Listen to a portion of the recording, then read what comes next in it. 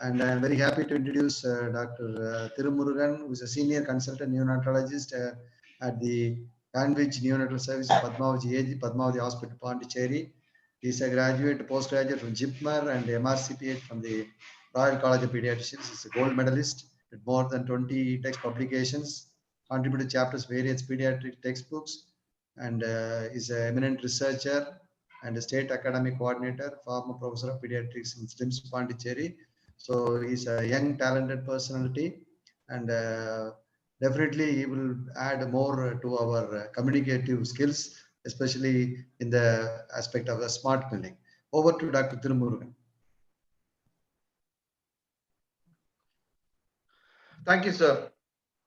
At the outset, I would like to thank our president, Dr. Sindhil, our secretary, Dr. Suresh Balan, our treasurer, Dr. Rajendran, Dr. Sunil Srinivasan, sir, my mentor from the Smart Clinic, and Dr. Muthukumar, and who have given me the opportunity to talk about smart communication. I would like to acknowledge the contributions of sorry, sir. I would like to acknowledge the contributions of, I've taken the slides from Dr. Narmada's presentation, which I of course modified heavily to suit my style. So what I intend to do in the next kind of 20 minutes is to talk about 4 major areas. One is about to talk a little bit about the importance of communication, then talk about, give a kind of a smart framework of communication. So for those who think smart, it just is not only part of the Smart Clinic, it also is an acronym which gives us a smart framework for communication.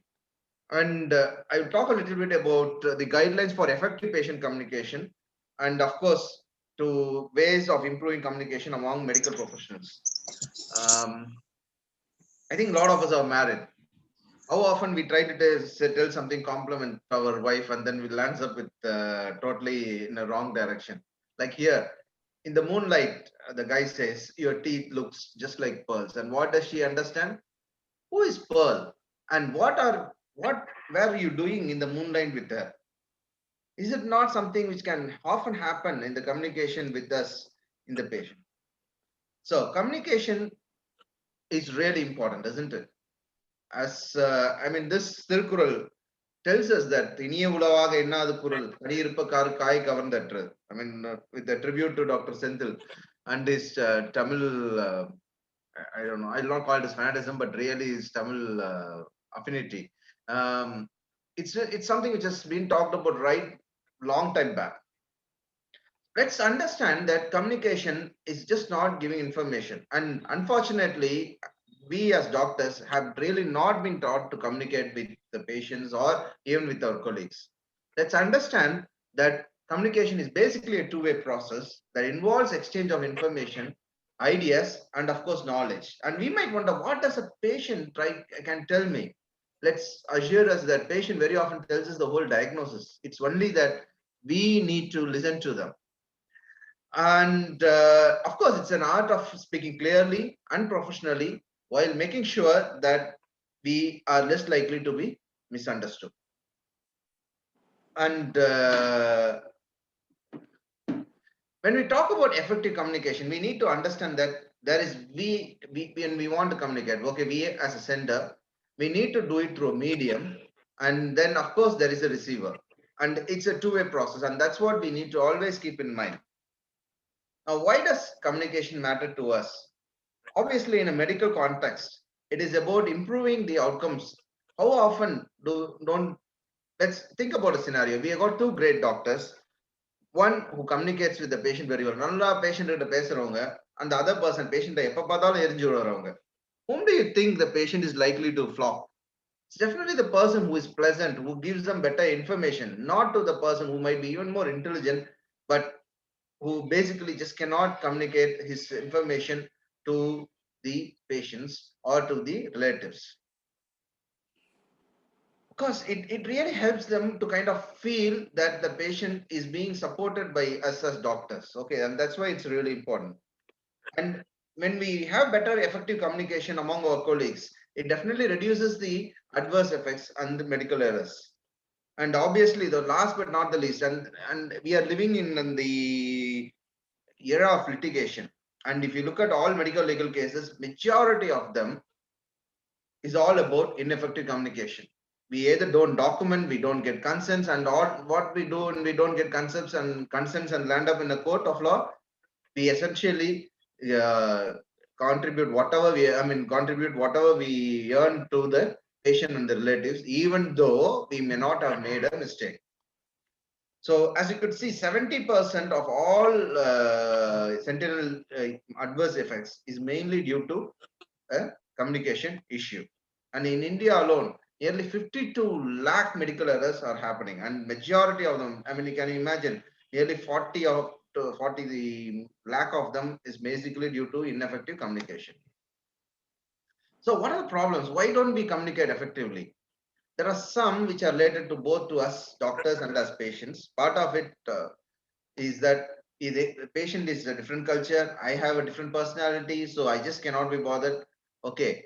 Uh, but a more important problem is that we start focusing on the self quite a lot. We are all intellectuals. Let us accept that as doctors, we are all very intelligent. And in the past, doctors have acted as though we are all gods. And that has moved on. And now, once the medical uh, treatment came under Consumer Act, we no longer are the gods. In fact, we are more like dogs only rather than the gods. So but unfortunately, we have continued focusing on ourselves, and that has land up in the trouble.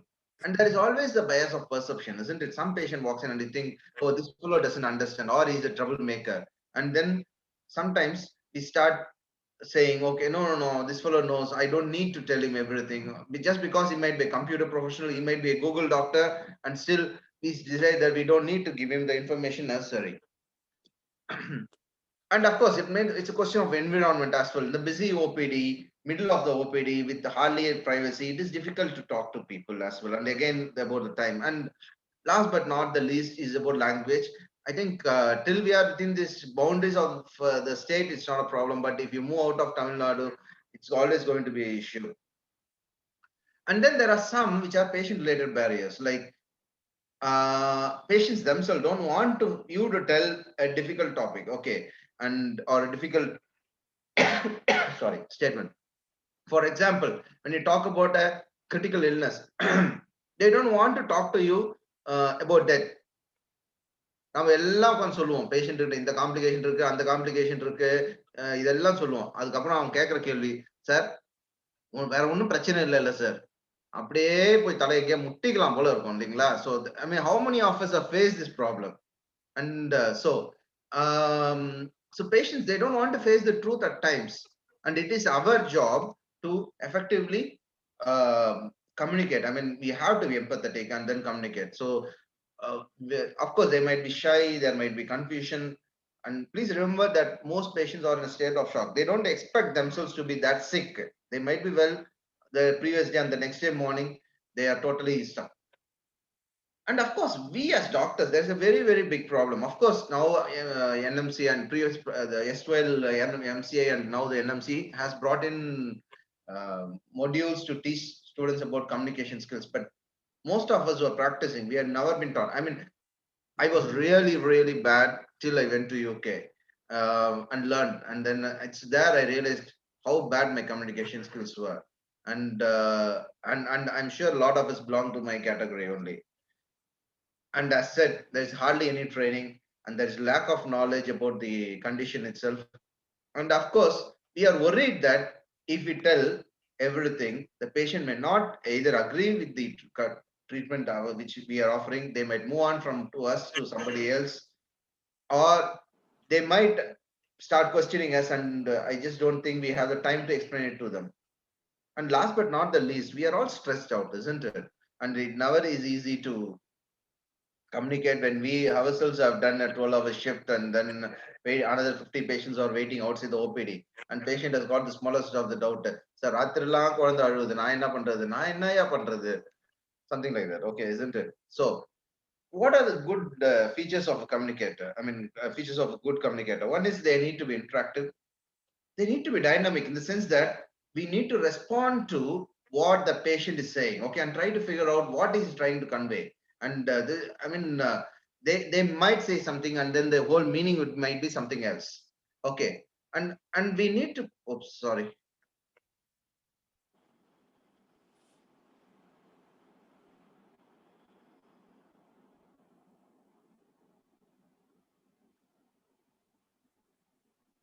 So we need to reduce uncertainty. In other words, we need to be concrete about what we need to say. And we don't need to kind of beat around the bush. Sometimes you need to go in, walk in, and then straight say, fine, your child is sick or your child is well. There's nothing to worry, or either way. Okay. And this is something very important, and it really is helpful. Before you try to talk to a patient, we need to plan it to ourselves. It might be two sentences, but those two sentences have to be planned and it has to be purposeful. So it's not how much time we need, but it is just how well we use the time we have to give a good communication. And most important at the end of it is I think we are all very sensitive about criticism. And it's really important when somebody can tell us whatever you said is not great. Okay, fine. The way you told or that language, or you're just not clear in what you told.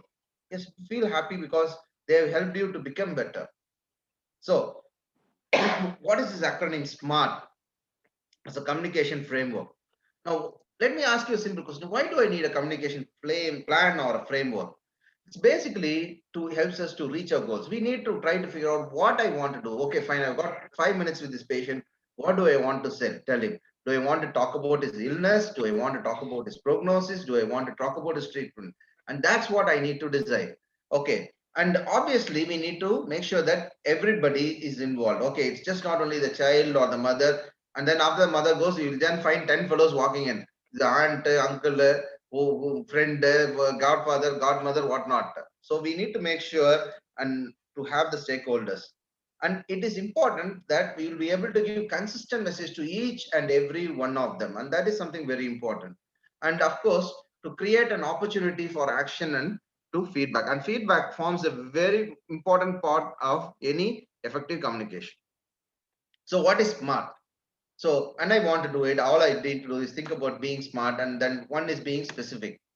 Second is it has to be measurable. What I'm going to tell has to be clear and it has to be measurable. It just cannot be abstract and beat around the bush and then say, see, your child might survive, your child might die, he might become better, he may not become better. We need to be a lot more clear and whatever I say has to be attainable. So, and then it has to be results oriented. Again, we are running short of time. We just can't be talking about everything which is going on. And finally, we have to be time conscious. So let me just go through each and every one of them. So specific. So whom I need to talk to when I talk about being specific? Okay, who are all the people I want to get in? And then what do I want to talk to? So as said, do I want to talk about the treatment or the prognosis or the diagnosis, whatnot? Where do we want to talk about? Okay, it is always important to talk to in a place where there is a lot of privacy. Um, Very many of us have the bad habit of talking in the corridor to the patient because the patient could just catches hold of us there. But please remember that it can get us into a lot of trouble because the other patients might overhear us and that might not be the best thing to do. And of course, the time we might have to have a specific time where we can have conversing. In my practice, I always tell the parents 9 o'clock or 9:30 in the morning after the rounds is the best time. I'm happy to get you into my room and sit and talk and something like that. And of course, we need to decide on what are the things you need to talk, why we want to talk about it. Okay, so by talking to them, it really just now, I mean, this thing, it helps I just spoke to a patient about every term who is in my unit and what are the problems the child could have. And it kind of helps them to understand what is going on. Because one moment you'll say the child is fine, and the next moment you'll say the child is really sick, had developed an apnea or infection, and then it can create a lot of havoc. Of course, it is important that we need to measurable and measure our communication. In other words, what we need to do is we need to find out what they've said, what we have said as really the parents or the relatives have understood. And that can be something which can be done halfway through your communication. For example, you're talking about it and then you stop and then say, what did you understand? Okay, நான் என்ன சொல்றேன்னு உங்களுக்கு புரிஞ்சுதா? And then they'll say, இல்ல doctor ஒண்ணுமே புரியல, நீங்க என்ன பேசுறீங்கன்னு எனக்கு புரியல. Or they'll say, இல்ல சார் எல்லாம் புரிஞ்சுது. எல்லாம் புரிஞ்சுதுன்னு சொன்னாங்கன்னா, the next thing to do is, fine, you tell me what you understood. And then you kind of get a feedback. Okay, so we have to measure what communication which we are doing. Of course, delayed is when they finish, you can get a feedback from them later on. And our goals, whatever we wanted to talk, has to be attainable. Please remember that we don't need to talk about everything. We don't need to give them a big lecture of the etiolopathology, pathogenesis,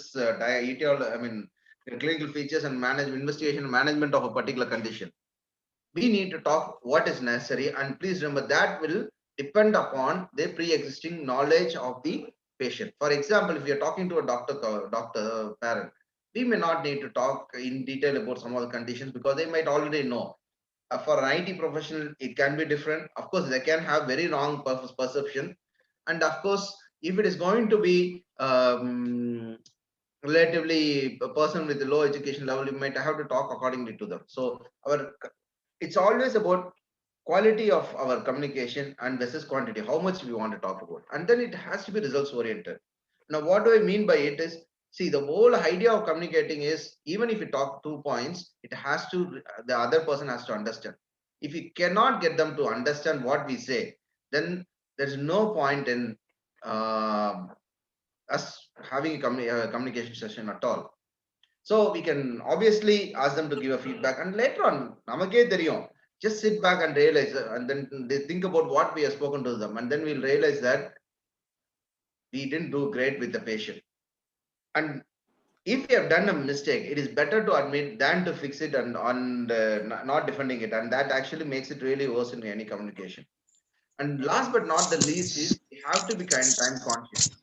Okay, so we need to, if we just can't if talked within the time frame, I don't think we will be we are effectively communicating, because all then we'll end up would be to spend with a whole day with one patient.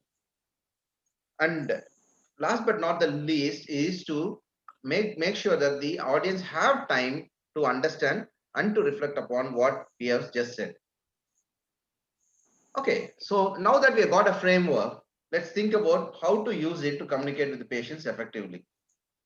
Now, this is what George Bernard G.B. Shaw has told. The single biggest problem with communication is the illusion that it has taken place. We always assume that we have told something, whereas the other person has understood. Now, please remember that in any communication, we have two parts. One is to speaking, and of course, the most important part is to listening.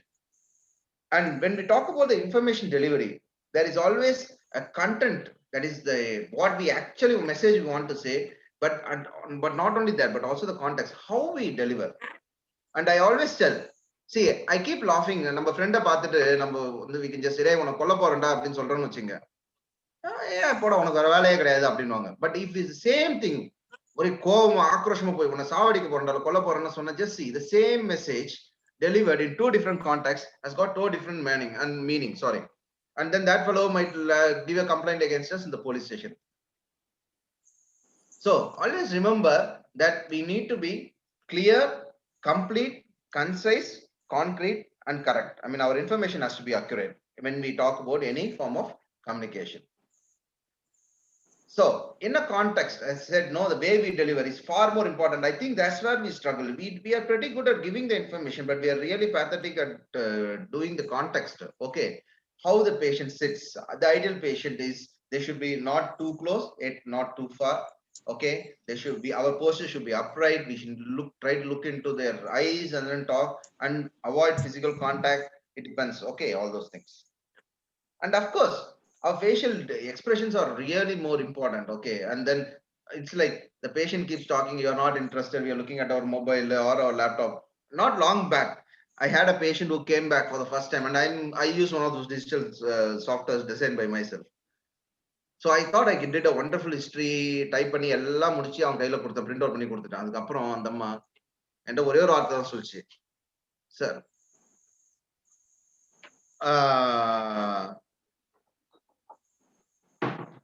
நீங்க என்னென்னமோ இப்ப கேட்டீங்க, என்னமோ type கம்ப்யூட்டர்லயே பார்த்துட்டே இருந்தீங்க, ஆனா நீங்க என்ன பண்ணீங்கன்னு தான் எனக்கு புரியல அப்படின்ட்டு. I basically failed in the whole appointment there, isn't it? So yeah. So the foundations of effective communication, we need to have an active listening, which means we are hearing for a meaning, and it obviously means that we need not agree with everything the other fellow sees. Okay, but still we listen to what he says. So we need to set up a goal at the beginning of the conversation. We depends upon both the content and the context. And as said, we don't need to tell everything. At the time, initially, when we, let us say a child has got a very bad diagnosis of, let's say, malignancy or something like that. The first time we just need to break that it is malignancy. We don't need to talk about the complications, the treatment, how long it goes on, everything. And most important is to listen actively and obviously always get the feedback. Find out what they've understood. And definitely do not overdo any one aspect. Okay. And obviously it has to be in a room with good lighting, as much as possible with adequate privacy. And most important is, which we are all very bad at, is to switch off our phones and mobiles, particularly when we are talking something which is very important.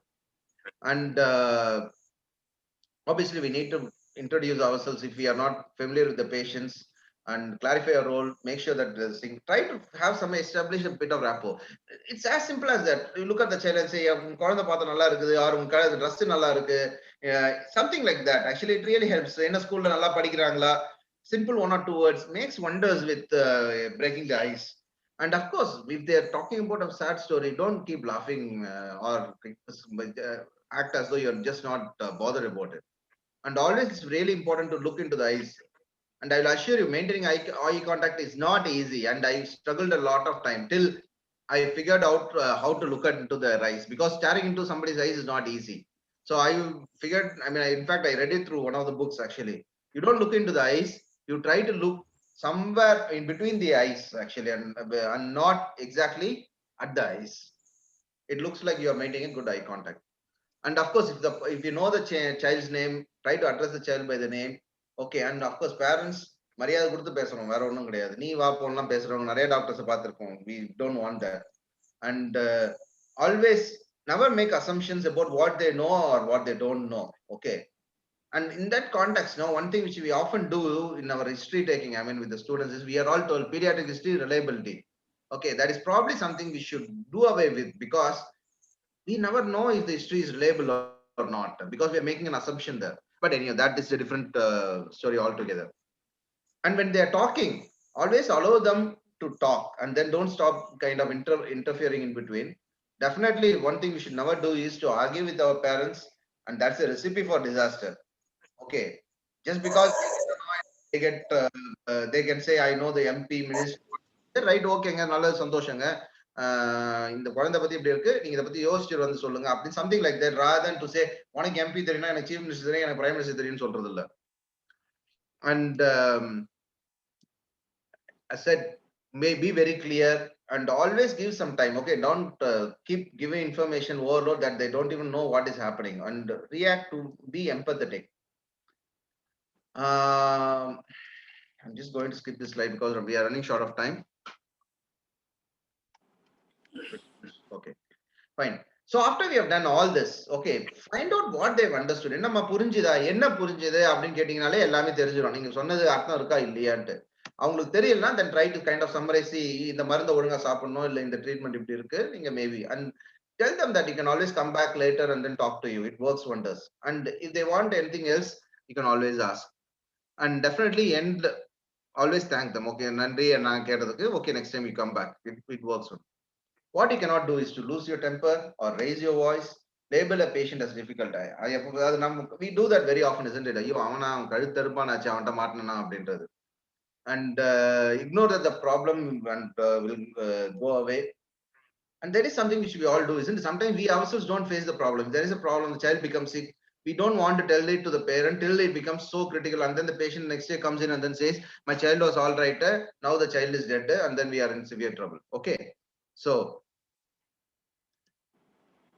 definitely do not engage in any kind of unethical contact. Like patient நீ என்கிட்ட சண்டை போட்டியா, வெளில ஆளை கூட்டு வச்சு இல்ல security கூட்டு வச்சு அவனை அடிக்கிறது, அதெல்லாம் வந்து I think is something which should be avoided. Now that's pretty much about what we do about. I'm coming to the last part of my slide actually. How can we do a good communication? I mean, we communicate very well with our colleagues. That could be our nursing personnel, could be our other doctors, junior colleagues, seniors, or whatnot. More often than not, this is a situation, particularly juniors when the seniors he might come in with a sick child, a child who is very sick, and what do they? We are very busy with something else. One more minute. We say, why can't you explain the problem very clearly? And that is the situation. So one of the beautiful ways of doing it is to, there are two ways which we can do it. One is to use something called as a SBAR tool. It basically is a technique for communicating critical information that requires immediate attention and action concerning a patient's condition. So now what is an SBAR? It's basically situation, background, assessment, and then a request. What is the situation? How do we go about? So you start with saying that what is going on with the patient. So I'm calling about Mr. So and so. Okay, his chief complaint now is shortness of breath, which is of sudden onset. And then you give a background. This patient is basically a 60-year-old female with a post-op day one. There was no previous history of heart disease. So that kind of gives us a picture of, we can kind of visualize what is going on. Have you seen this patient? Okay, do I expect a problem or not, or something like that? So, and then no, we kind of say, fine, I've looked at this patient. I think that there is breath sounds which are decreased on the right side. So maybe it could be a pneumothorax. And then what would I say? I strongly Question time in now, and then whatnot. Okay. So that is a fairly good way of talking about a critical patient. We have all done this. Only thing is we just not structured it. So it is very useful to have a structured format like that. When we are doing a routine handover, the other way to use, the other tool to use is something called as a data, which is basically demographics, assessment, tests, alerts, and then of course the status of the patient. Now, if we don't communicate properly, this is what can happen. So the surgeon wants basically to clamp an artery or something like that and see what the assistant has brought in. He says, you just said clamp, and then so he brought a clamp.